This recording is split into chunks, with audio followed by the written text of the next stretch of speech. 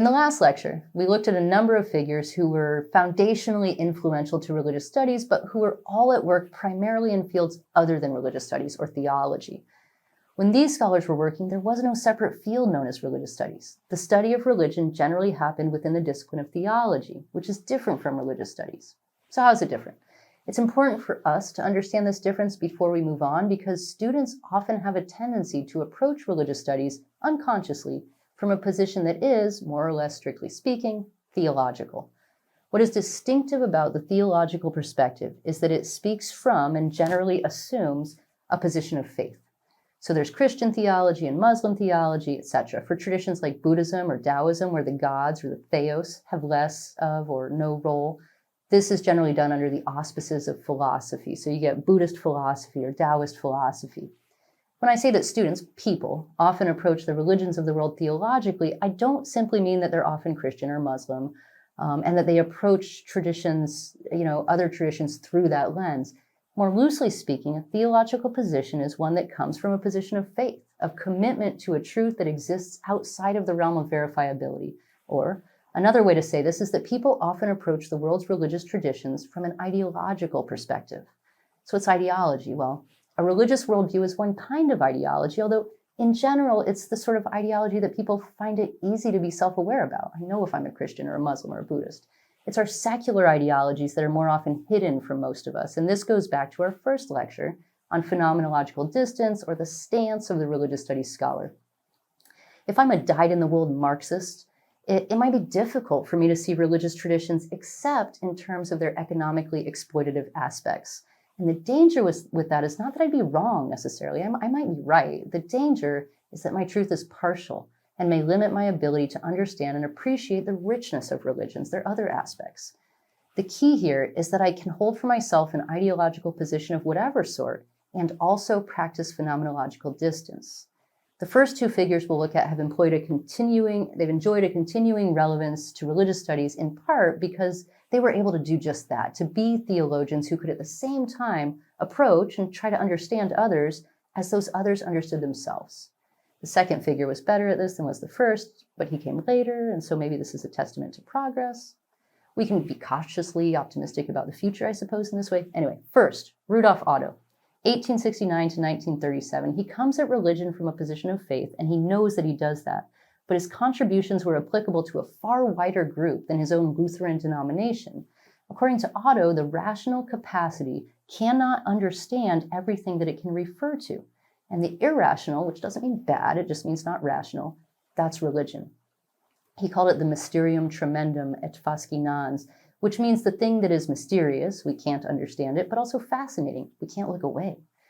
He referred to the sacred as the numinous, a word that RS scholars continue to use, and he referred to God, or more generally to the deity, as the wholly other, or entirely other, again, highlighting his claim that there are real and important things or forces in life to which our rational capacity has no access, because they are forces in all ways different from us, ideals towards which we might aspire, but which we can never really know. Now, Paul Tillich, 1886 to 1965, is another modern theologian who comes a little later than Otto and who speaks more directly than does Otto to the secular sphere, or to the spiritual impulses of secular people. He also introduced a language that scholars continue to use, in large part because of the way that his theological work is amenable to the secular sphere, because he approached religion in a way that could be illuminating also of secular worldviews. For Tillich, religion meant the state of being grasped by infinite concern. The content of our religion could be understood as whatever it is that we are ultimately, or at the end of the day, concerned with. What trumps everything else in terms of value? That's the ground of our being. That's our religious truth. Now, Emile Durkheim, 1858 to 1917, was a sociologist, a social philosopher, concerned with religion's effect on society, but not working as a theologian. Durkheim saw religion as, quote, eminently social, expressive of collective realities or shared experiences. Here, religion functions as a collective conscience, not to hamper humanity, but to give it a chance to express the moral values, the cultural ideals, and the spiritual aspirations towards which members of a society worked. Now, with Mircea Eliade, 1907 to 1986, we begin to see the development of religious studies as a distinct scholarly field, active in the university and beginning to develop, really to cobble together from other disciplines, its own set of methodologies. Categories that he introduced, handles by which students might hope to hold the messy bundle of religion, also remain in use in scholarship. He was very much into using the categories of the sacred and the profane to look at the phenomena and experiences of human life, even those aspects of it that many have argued are desacralized or disenchanted. His work helped to develop and define the field of comparative religion. Now, our last two figures are a little more contemporary. The first is Huston Smith, whom I've mentioned, 1919 to 2016, who was extremely active in the field of religious studies for over 50 years. I used to assign his book, The World's Religions, and I recommend it to you as an introduction to religion that balances well Steve Prothero's approach. Smith is something of a perennialist. He sees in the religious traditions of the world expressions of a universal human wisdom. While he does address and explore their differences, he really approaches the world's religions primarily as all paths up the same mountain. So that at the top of the mountain, or the goal or the end point of religious experience, it's all the same for all people. Now, unsurprisingly, this leads him to concentrate on the mystical aspects of tradition, as these are often expressed in similar language across cultures. Now, Stephen Prothero, born in 1960, sees his project in some ways as balancing Smith's. Where Smith views all religions as paths up the same mountain, Prothero sees many mountains and spends a lot of his own scholarly energy articulating the differences between traditions. You'll get plenty of opportunities to see his work, since his is the book that's been assigned for the course.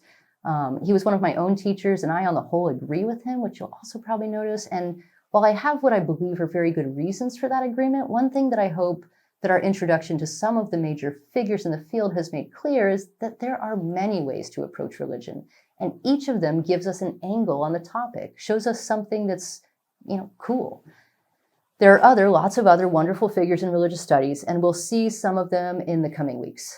What you've seen here, though, is a selection, a group of foundational to the building of the field. It's hard to miss the fact that they're all white men, and that's changing, as we'll see. But from where they were at, and with the time, support, and resources that their positions in history and society provided them with, they developed the tools that will help us moving forward. So let's keep these tools in mind as we turn to the traditions of the world.